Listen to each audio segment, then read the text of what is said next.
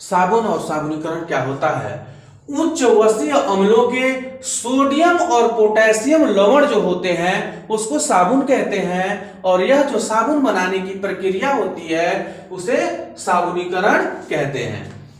या इस प्रकार से कह सकते हैं कि तेल या वसा पर, तेल वसा एक ही है भाई, ठीक ना, तो तेल या वसा पर क्षार की अभिक्रिया से साबुन बनने की प्रक्रिया साबुनीकरण कहलाती है। तेल वसा भी नहीं कह सकते, तो ये कह सकते हैं कि उच्च वसीय अम्लों पर, उच्च वसीय अम्लों पर क्षारों की अभिक्रिया से साबुन बनने की प्रक्रिया साबुनीकरण कहलाती है। यहां देखिए ये आपके उच्च वसीय अम्ल है CH2OOC C15H31, ठीक ना, तो ये देखिए 3NaOH लिखे हैं, इसको NaOH NaOH 3 बार लिखना पड़ता है, एक ही जगह लिख दिया है, ठीक ना।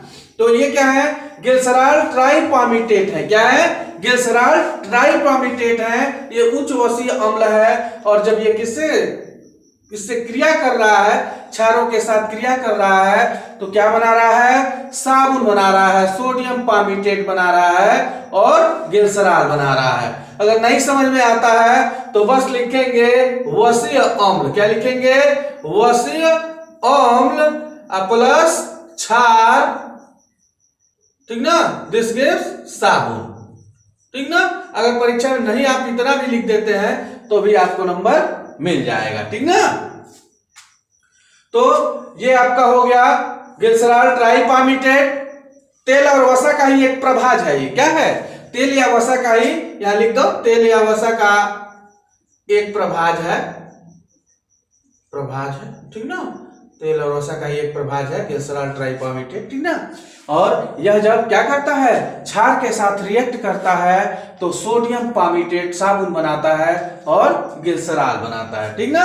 एक क्वेश्चन और पूछता है, साबुन की रासायनिक प्रकृति क्या होती है, ठीक ना, कभी कभार पूछ देता है कि साबुन की रासायनिक प्रकृति क्या होती है, उदाहरण के साथ हमें क्या करिए बताइए।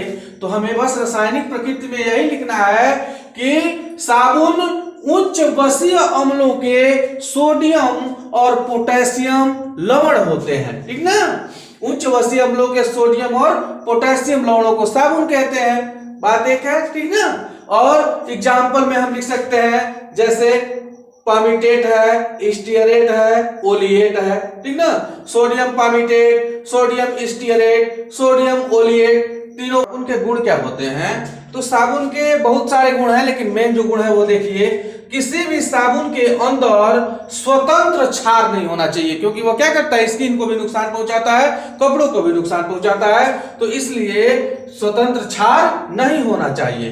दूसरा है, साबुन चिकना होना चाहिए, खुरदरा नहीं होना चाहिए।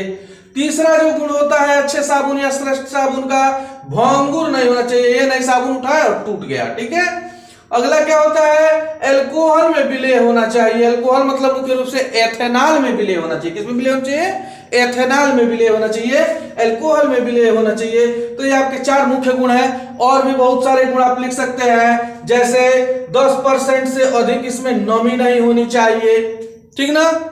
और लिख सकते हैं, साबुन के अंदर कीटाणुनाशक मिला होना चाहिए, क्या मिला होना चाहिए, कीटाणुनाशक, साबुन कीटाणु मरता है ना, तो कीटाणुनाशक मिला होना चाहिए। और क्या होना चाहिए, तो और जो है मृदु जल के साथ झाग उत्पन्न करना चाहिए। तो वैसे आप अपने मन से अपने